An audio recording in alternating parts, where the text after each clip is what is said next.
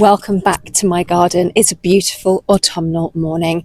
It's about 3 degrees and it's just glorious. It's beautiful blue sky, got lots of leaves falling down at the back there, which I need to clear up. I've got a big oak tree behind you, which I've got massive amounts of leaves to clear. But today's job is primarily my tulips.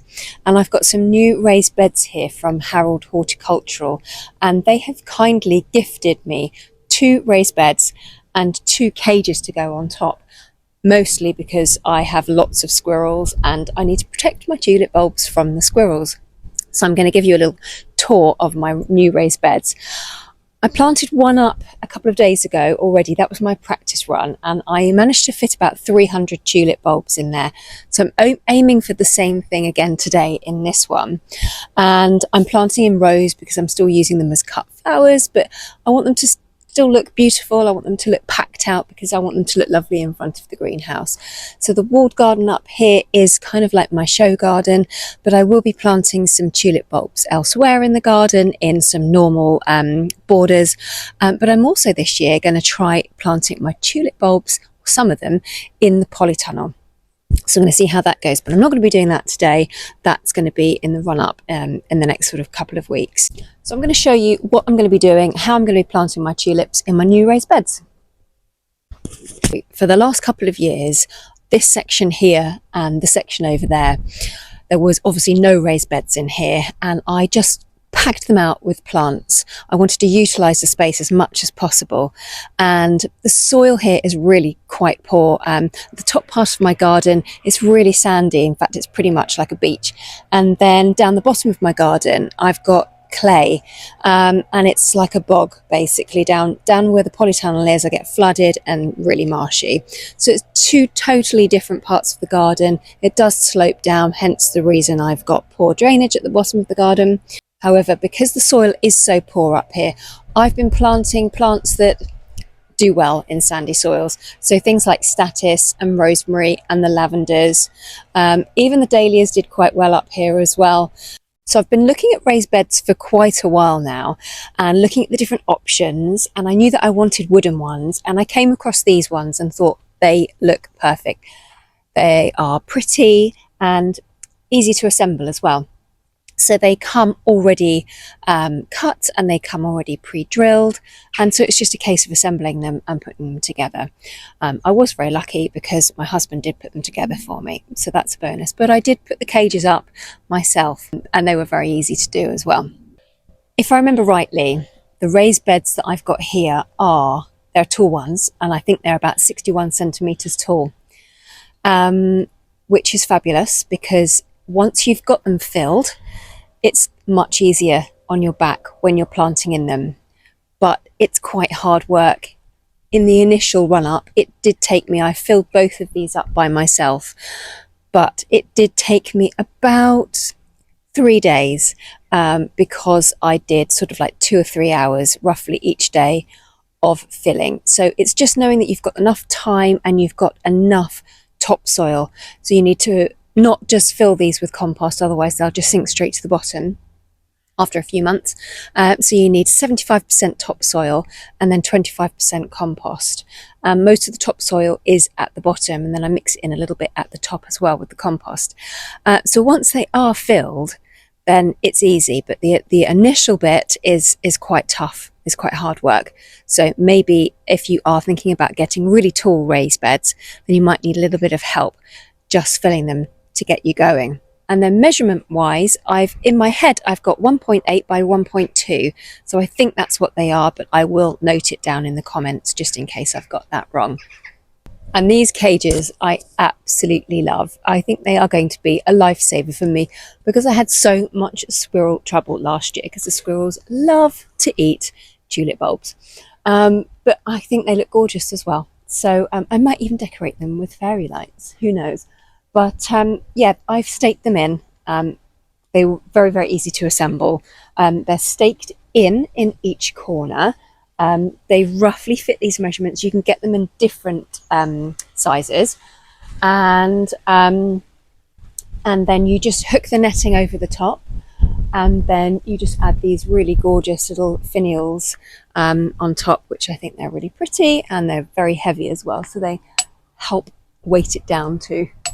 So this one's already planted up. As you can probably see, I've labelled my rows in here already, and I've got 300 tulip bulbs in here. You don't have to label your tulips, but because I'm using mine as cut flowers, I know that next year when it comes to cutting, I will want to know the varieties, and lots of people will ask me as well if I'm going to put them in bouquets or if I'm putting them and showing them out on Instagram. Then everybody asks me, oh, what's this variety? And then I'll have to look back in my notes, but if I've got it right here, then it's very easy for me to remember. So the one over here hasn't been planted yet, so come on over with me and let's get it planted with some tulips.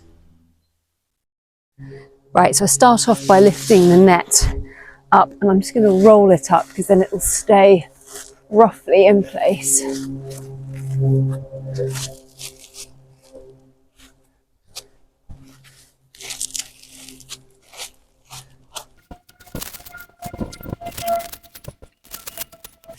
I know it's been really mild in the last sort of few weeks, and lots of people have been putting off putting their tulips in, but I think it's cold enough now, and they say that it's a good idea to wait until the soil is cold because it just helps stop fungal diseases in the tulip bulbs. Okay, so I want to use roughly the same format as I've got on the other side, so I'm just going to go and check what I need to plant in first. Right, so I know I've got pink blend to go in here and then a double maureen, and what I'm going to do is I'm going to actually place all my tulip bulbs out all in lines first of all, and once I've done that I'm then going to plant them in.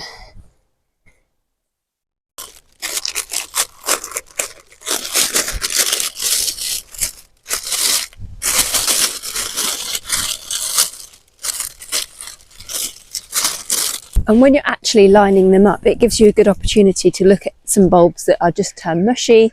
So I just throw that one away. Any mouldy ones, I mean, if they've got a little bit of mould on, they're usually okay. But if they are very soft and squidgy, then it's definitely not worth planting. Now, because I know that my net is going to come down, I need to plant roughly within these two stakes here, but also I want to utilise as much space as I possibly can. So I'm going to plant right up to the edge. And I will be planting them quite deep, about 10 centimetres deep, maybe a little bit more. And I'm going to plant them at least their own width apart, so they're close together, but they're not touching. And that's just going to keep the bulbs, or keep the flowers quite healthy, but also give a nice full appearance in the bed. That one okay? No, that's mushy. And always use gloves when you're planting tulips, because you can get something called tulip finger, and it's quite nasty apparently.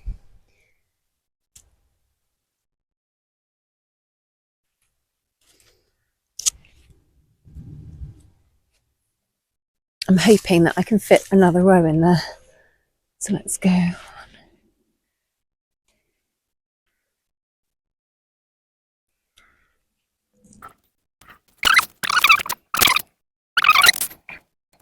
I sense the squirrels are all watching me from the trees right now, going, haha, I know where you're planting your bulbs.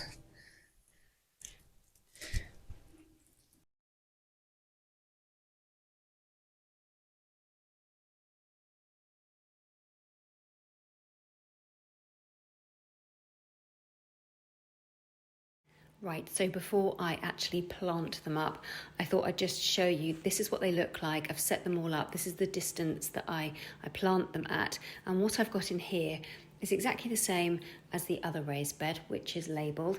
And I've got them all in the same variety, so I know exactly what flower is where. So I've got all my bulbs lined up ready to go. I've just started planting them in, and then I realised that my microphone wasn't on. So I'm just going to repeat what I said. So my bulbs are all in lines, ready to be planted. it's really easy to plant them. It won't take me long to do it at all. I just use a hori, and all I do is basically dig, scrape and plop, and each one takes me about 2 seconds to plant. Especially in a raised bed in compost like this, it's nice and soft, it's super easy. So I'll just show you how I do it. I literally go dig, scrape and plop onto the next one. They kind of cover themselves up, but at the end, once I've done one whole row, I'll then just use my hands and just cover it all up. So I'm trying to get them in to about 10 centimeters. There is a depth gauge on this that you can use if you're really fussy and you want to plant at a certain depth. You can use that as well, but you'd get a good feel for it. Some of them bounce up a little bit at the top, so they need an extra little bit of pushing down.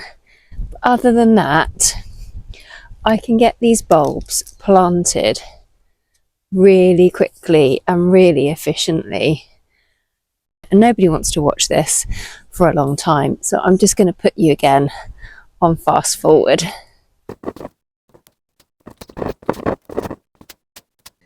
So I've just finished planting my tulip bulbs. The only thing I need to do now is make sure that they are totally covered and firmed in really well.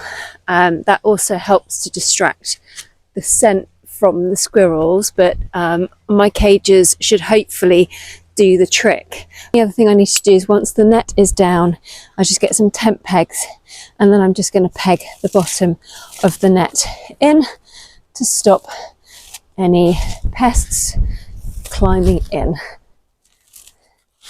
So that's a good job done. I'm really pleased about that.